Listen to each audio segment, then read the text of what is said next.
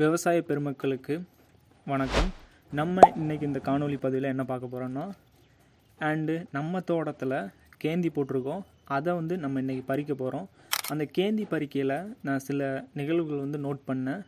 ஒவ்வொரு சில இடத்துல நாங்கள் இத்தனைக்கும் மருந்து அடிச்சிருக்கோம், மோனோக்ரோட்டோபாஸ் மருந்து அடித்தோம்.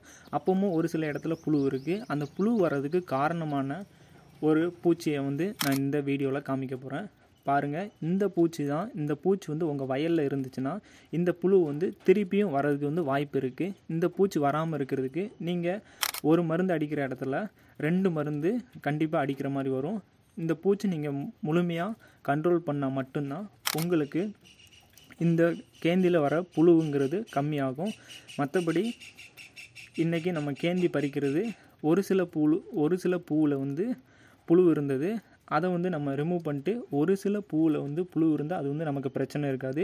இது கேந்தியில் நிறையா இடத்துல புழு இருந்ததுன்னா அந்த பூ உதிரும். அந்த பூ உதிரனால இப்போ ஒரு கிலோ 40 ரூபாய்க்கு எடுக்காங்கன்னா, அந்த பூ அந்த புழு இருந்து அந்த பூ உதிர ஆரம்பிச்சிச்சுன்னா அவங்க அந்த பூவை 20 ரூபாய்க்கு கூட எடுக்க மாட்டாங்க. அது மேக்ஸிமம் வேஸ்ட்டாக தான் போகும். இதே சம்மங்கி பூ அப்படின்னா அவங்க விலை கம்மியாக இருந்தாலும் செண்டு ஃபேக்ட்ரி அப்படின்னு ஒன்று இருக்குது, அங்கே அனுப்பிடுவாங்க. ஆனால் கேந்தியை பொறுத்தளவில் இந்த மாதிரி பாதிப்பெல்லாம் இருந்துச்சுன்னா கேந்தியை வேறு எந்த செண்டு ஃபேக்ட்ரியோ எந்த இண்டஸ்ட்ரிக்கும் அனுப்ப முடியாது. அதை அப்படியே குப்பையில் போட்டுருவாங்க. விவசாய பெருமக்களாகிய நமக்கு அது நஷ்டம்தான். அதனால் இந்த பூச்சி வராமல் இருக்கிறதுக்கு உங்கள் வயலில் உங்கள் நியர்பையில் உள்ள உரக்கடையில் நீங்கள் கேட்டு என்ன மருந்து அடிக்கணும் அப்படின்னு கேட்டு அந்த மருந்தை வாங்கி குயிக்காக ஒரு வாரத்துக்கு 1 டைமு.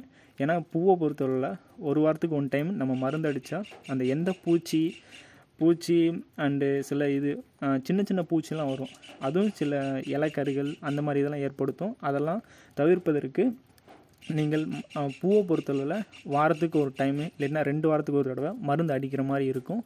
விவசாய பெருமக்களுக்கு நன்றி.